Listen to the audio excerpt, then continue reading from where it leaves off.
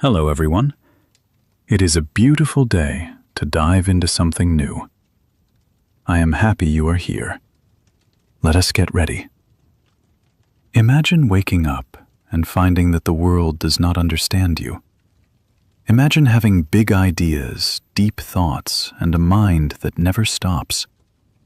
But imagine also being alone. Very alone. Today, we listen to a story about a man like that, a man named Friedrich Nietzsche. His story is not easy, but it is real, and it is full of things we can all learn from. So take a slow breath, get comfortable, and let us begin this journey together. The year is 1844. The place is a small town in Germany called Röcken. It is a quiet place. There are green fields, old stone walls, and the sound of church bells in the morning. In this town, on the 15th of October, a boy is born. His name is Friedrich Wilhelm Nietzsche. His father is a pastor, a man of the church. His mother is a quiet, gentle woman. The house is calm. The life is simple. But inside this small boy, there is something unusual, something that is hard to see at first. Friedrich is different from other children. He does not play loudly. He does not run and shout. He sits. He listens. He thinks. Even as a very young child, he seems to carry something heavy inside him. When Friedrich is only 4 years old, something terrible happens.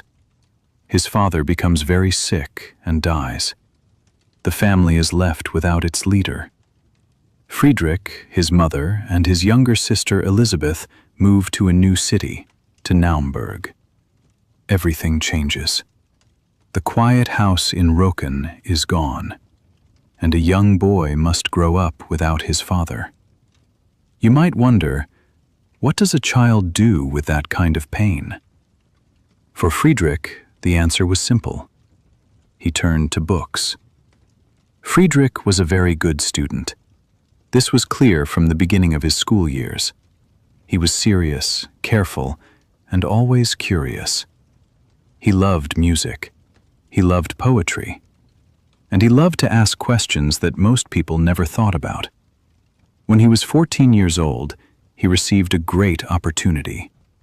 He was accepted into a famous school called Schulpforta. This was not an ordinary school. Only the best students could go there.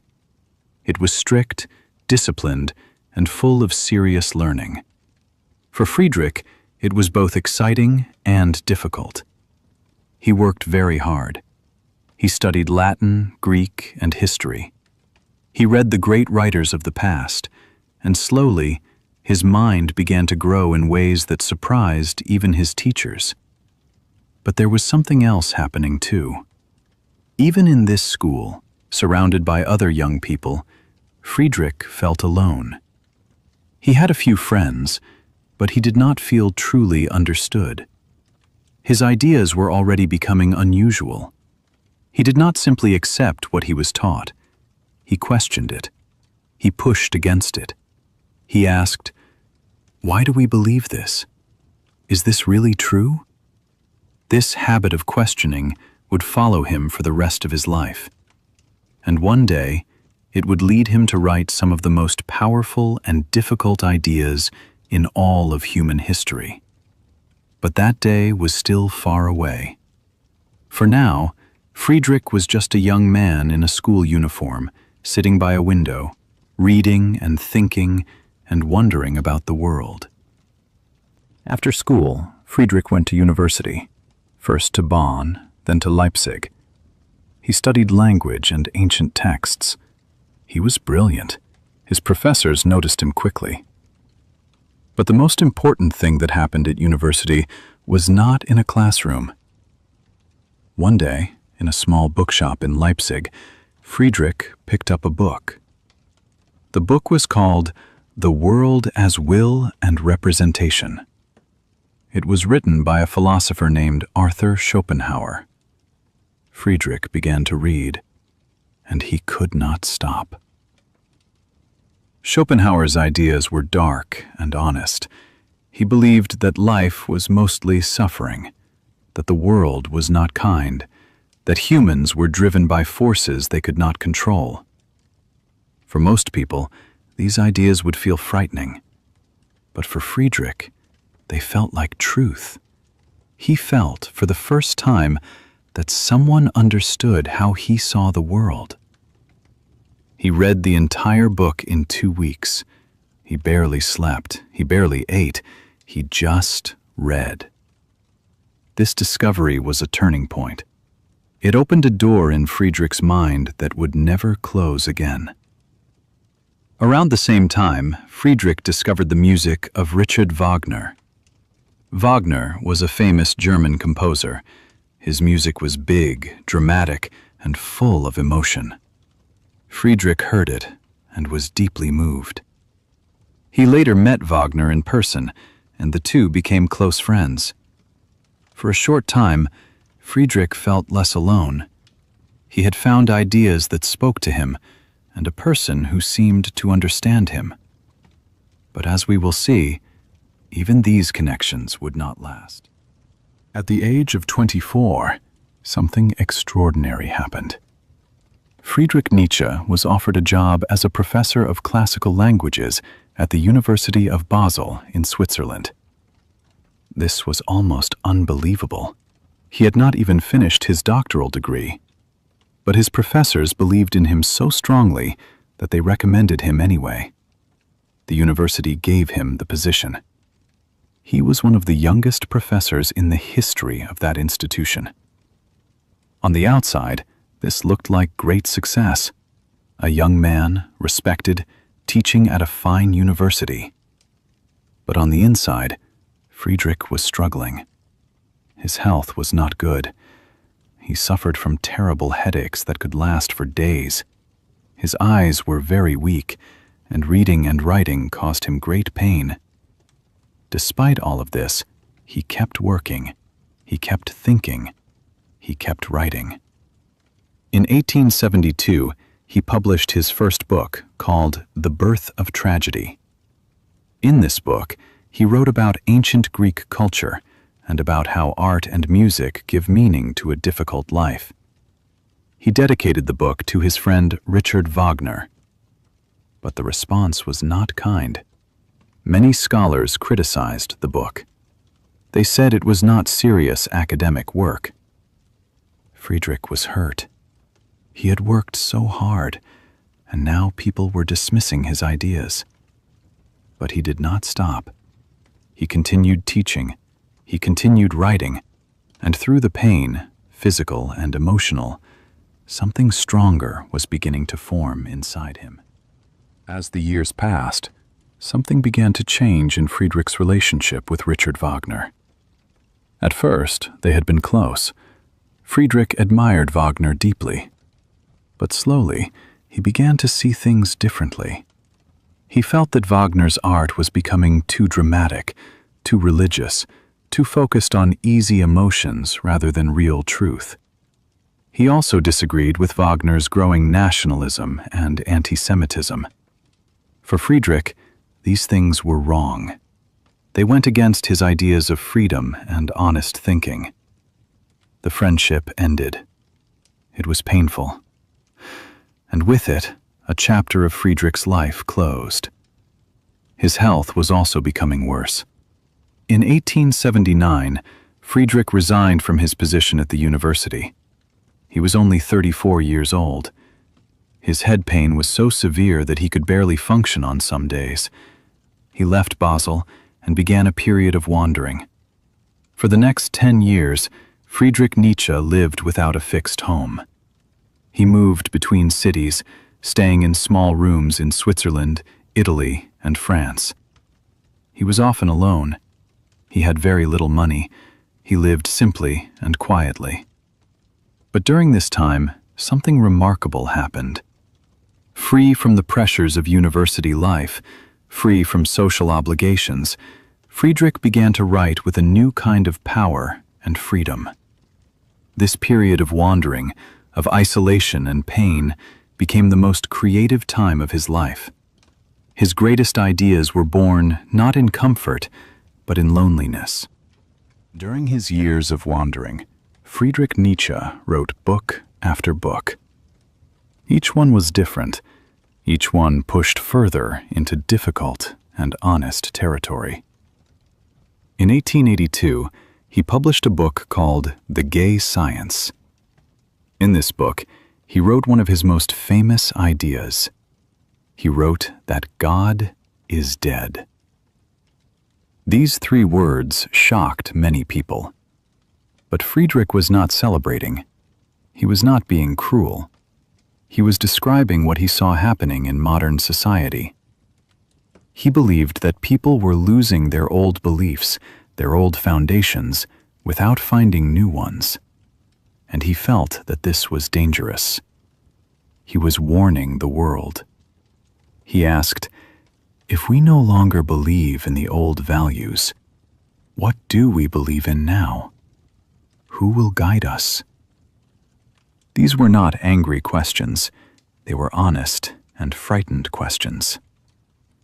Around the same time, he began writing his most ambitious work. It was called Thus Spoke Zarathustra. In this book, he created a fictional wise man named Zarathustra who travels through the world sharing his wisdom. One of the most important ideas in this book was the concept of the Übermensch, which means the person who goes beyond ordinary limits, who creates their own values, who lives with courage and honesty. Friedrich was not writing about a perfect superhuman. He was writing about the possibility inside every person to grow, to question, and to become something greater. These ideas were not easy to understand, and very few people truly understood them at the time. By 1888, Friedrich Nietzsche was writing with enormous energy. In that 1 year alone, he wrote 5 books. He felt that his mind was working faster than ever before. He felt he was finally saying everything he had always wanted to say. But something was also going wrong. His letters during this time became strange. He wrote things that did not quite make sense. People who knew him began to worry. Then, in January 1889, in the city of Turin, Italy, something happened that ended Friedrich Nietzsche's working life forever. He collapsed in the street. His mind was gone. He was taken to an asylum. His mother came to take care of him. He lived for 11 more years after this collapse, but he never wrote again. He never had a clear conversation again. He sat. He sometimes played the piano. He sometimes smiled without knowing why. The brilliant, restless, questioning mind had gone quiet. My friends, if this story is moving you, if you want to understand Friedrich Nietzsche more deeply, his full life, his real ideas, and the world he lived in, there is a wonderful book about him that tells everything in beautiful and simple language. It is powerful, honest, and carefully written. I have placed the link in the description below. I really encourage you to get a copy and read it slowly, the same way we listen to these stories together. It will stay with you for a long time. Now, back to our story. What happened to Nietzsche exactly is still debated by doctors and historians today. Some say it was a disease. Some say it was the weight of a lifetime of physical pain and isolation. Whatever the cause, the man who had asked the deepest questions about life now lived in silence, and the world, which had not listened to him while he was well, was about to discover everything he had left behind.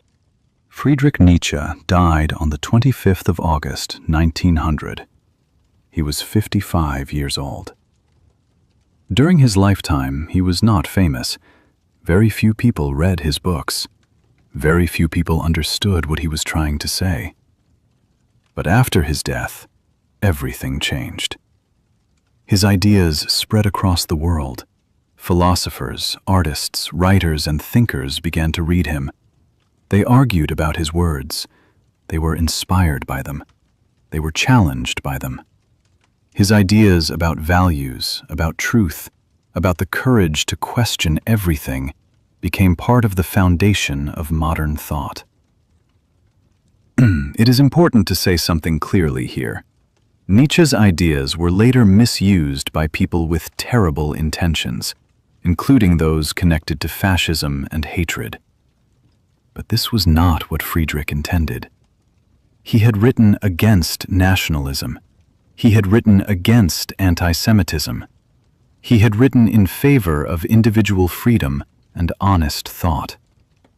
His words were taken out of their true meaning and used for purposes he would have despised. Today, scholars work hard to restore the true meaning of his writing.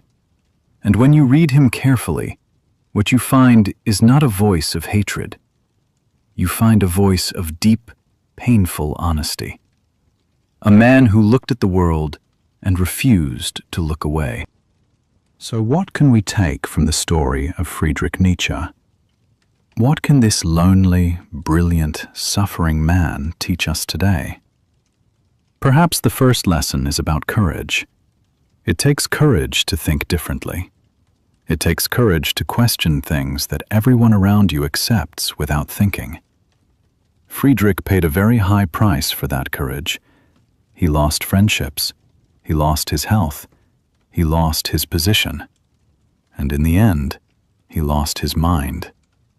But he never stopped being honest. He never pretended to believe what he did not believe. And that honesty